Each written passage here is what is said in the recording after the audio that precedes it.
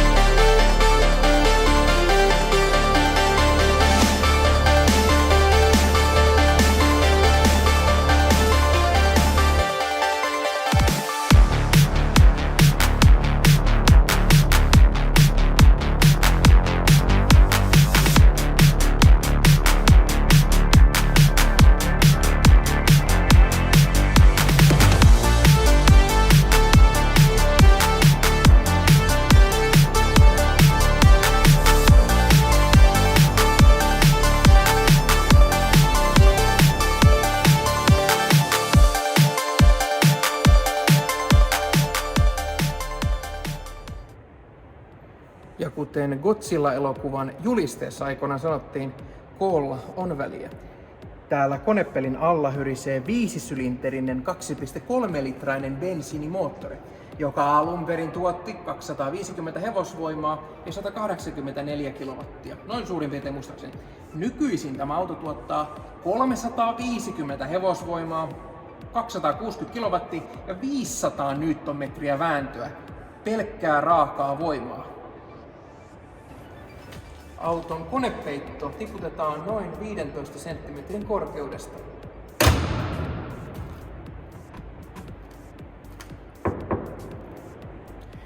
Tehdään nyt kursailematon ja täysin rehellinen ja puolueeton Retropoikien laatutesti, joka paljastaa auton rakennuslaadun aukottomasti.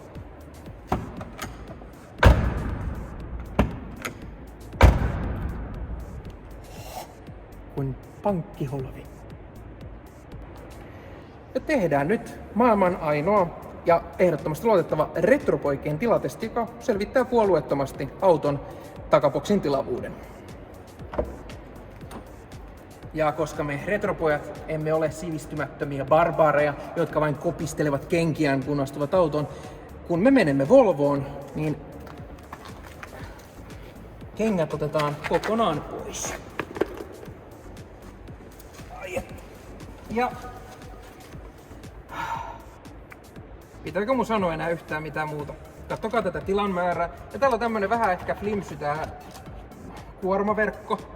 Mutta muuten kaikki on täällä absoluuttisen loistavasti. Ihan näin niinku kauniisti sanottu. Ja tervetuloa tänne Volvo V70 takapenkille. Mennään perusasioihin. Kuljettajan penkki on mulle hyvässä ajoasennossa ja polvitila on ihan hyvin perusmittaiselle miehelle. Materiaalin puolesta kaikki on ihan ok. Täällä on tämmönen melko hyvinkin tyydyttävä täysnahkaverhoilu, keskisloiberi ja sähkölasit ja ilmastointiräppänä täällä keskipilarissa, jotta kylmä ilma saa tänne taaksekin. Kaikki on siis oikein, sanotaan perusasioiltani, täysin kunnossa. Ja penkki on erittäin mukava, antaa todella hyvän tuen selälle, joten oikein mukava matkustaa täällä. Tämmönen kuin Volvon kuuluukin olla. Ja tervetuloa tänne V70 etupenkille. Ja asiat on sillain kuin Volvossa pitäisikin olla, eli ergonomia on luokkaansa parhaimmisto ja penkit on erittäin mukavat. Säilytystilaa löytyy hyvin, kaiken näköistä sloiberia löytyy, täältä on tilaa, luukkua, jos jonkin moista. 5-pykäläinen manuaalivaihteisto, ahtopainemittari tuossa ja tästä pikku nipukasta säädetään sitä nelivetoa.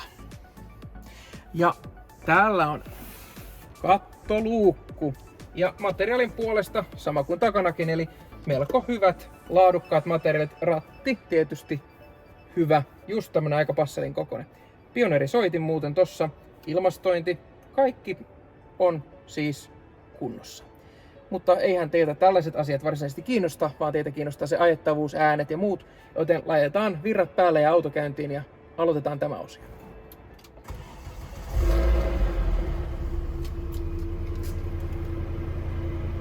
Painetaan pikkusen kaasua.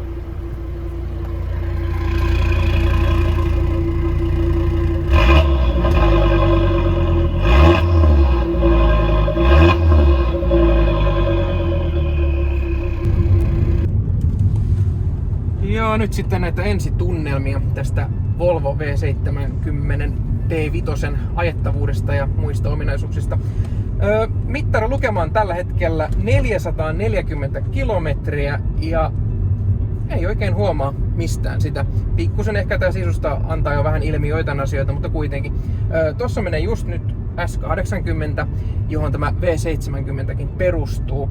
Ja tää V70 on kyllä huomattavasti tommonen, miten se voisi sanoa, herkempi, parempi ajettava ylipäätään siis kuin tuo S80, mikä meidänkin kanavalla on siis jo koeajettu. Ja tää V70 perustuu siis tuon S80 monilta osin, mutta tässä on kyllä myös paljon hyviä omia ratkaisuja. Ja erikoisuus tässä autossa on myös se, että tämä auto on huomattavasti hiljaisempi kuin noi sedan-mallit, mikä on aika erikoista. Eli V70 on hiljaisempi kuin S60 tai S80. Sitä, mistä se johtuu, niin en osaa sanoa, koska yleensä toi takaboksi on sellainen kaikukoppa, mutta tää kulkee melkein niinku sukkasillaan tässä.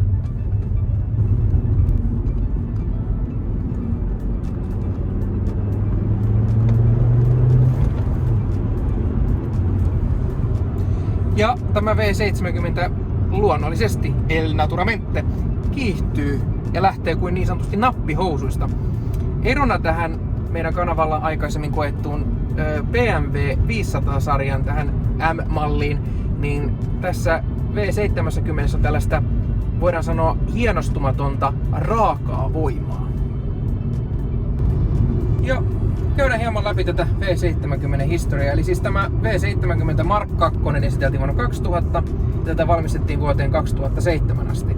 Tässähän oli siis moottorivalikoima varsin laaja, oli tätä 2.4 bensakonetta, vapaasti hengittävä 140 hevosvoimainen, 170 hevosvoimainen, 2.4-litrainen turbomoottori, T5, 2.5 turbomoottoria, sitten tietysti nämä dieselmoottorit vielä erikseen, eli kaikille löytyi omansa. Erona tähän R-malliin tämä T5 on siinä suhteessa parempi, eli tämä vanhemman mallin 2.3-litrainen kone on luotettavampi kuin se V70 R:n toi 2.4-litrainen bensiinimoottori, jonka sylinterit on joku vika ja ei ole hyvä, niin hyvä ainakaan kuin tämä.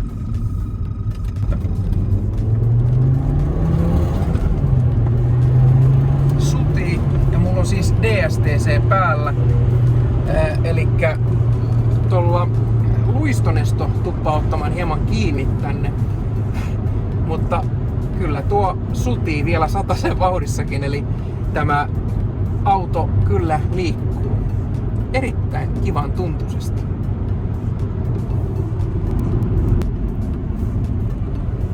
Ja mennään ihan tämmöisiin hauskoihin pikkudetaljeihin, eli auton keskikulutusmittari näyttää nyt 8,2 litraa ja 80 keskinopeudella 2300 kierrosta, niin kulutus on 6 litraa 100. Ja tää moottori on oikeesti tietyllä tapaa, voidaan käyttää sanaa ekologinen kaikille teille pikku viherpiipertäjille teidän 1-litrasten bensiinimoottoreiden parissa, niin tämä moottori on yllättävän taloudellinen. Ja nyt kun vähän laskin vauhtia, niin 5,1 on kulutus. Eli aika säästeliästi tämäkin auto osaa tarvittaessa kulkea.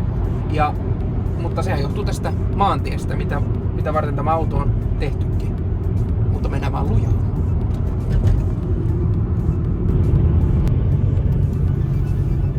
Ja yhtenä detaljina lisää, tämä auto toimii bensiinillä, etanolilla tai maakaasulla. Tämä on tehty siis kaasukonversio, eli tämä toimii lähestulkoon kaikilla muilla paitsi sähköllä, niin kuin auton kuuluukin toimia. Eli vanhoilla kunnon miesten polttoaineilla eikä mitään paristovoimaa, vaan tässä on sitä raakaa voimaa, mistä minä pidän erittäin paljon. Ja nyt niiden erittäin tärkeiden kysymysten pariin. Eli minkä arvosanan V70 saa ja onko tämä ajajan auto? Mä perustelen nyt tämän mielipiteeni. V70 T5 AVD on ajajan auto. Tämä on ajajan auton määritelmä. Tämä on erittäin mukava. Tässä on tehoa enemmän kuin vanhassa mongoliarmeijassa. Ja tämä on siis kaikin puolin minun mielestäni täydellisen auton määritelmä. Mun on vaikea keksiä tästä mitään puutteita tai asioita, mistä mä en tykkäisi. Tätä pystyy tankkaamaan melkein millä vaan, joten se on hyvä asia. Mutta minkä arvosanan V70 saa? 9+. Ainoat miinukset tulee siitä, että tämä auto ei ole minun ja siitä, että tämä ei ole täysin uusi. Koska tällaisia autoja olisi pitänyt alun perin ollakin. Tämän V70 T5 olisi pitänyt olla 4-vetona. Tämä on siis absoluuttisen upea. Ei mitään lisättävää. Mennään vähän tähän Volvon historiaan sen verran, että tämä V70 hän oli, kuten mainoksessa sanottiin, Suomen myydyin iso auto. Tämä myi enemmän kuin Audi, BMW ja Mercedes-Benz yhteensä. Tämä on osoitus siitä, miten Volvo on onnistunut markkinoimaan tätä V70. Toki T5 osuus tästä on ollut varsin pieni. Autohan maksoi silloin 2000-luvun vaihteessa yli 300 000 markkaa. Veetit ei tiedä, mutta mä voin kertoa, että se on varsin iso raha.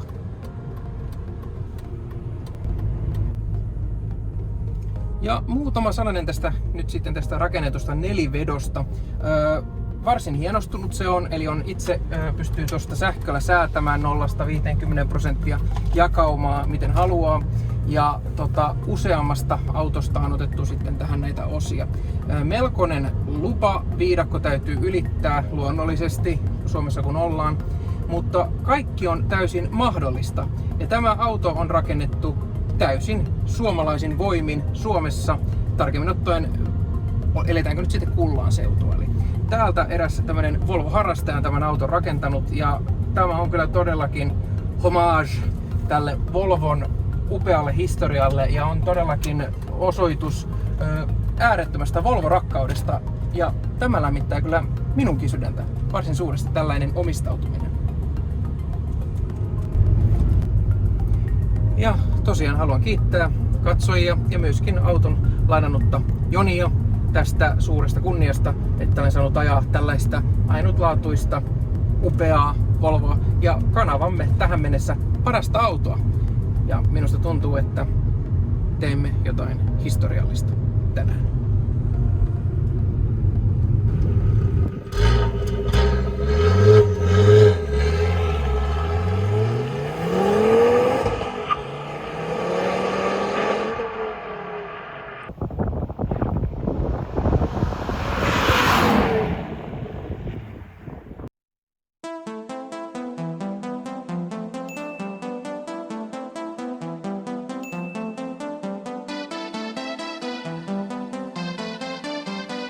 Mark II. Se on myös rauhanomaisen V70. Sitä on vuonna 2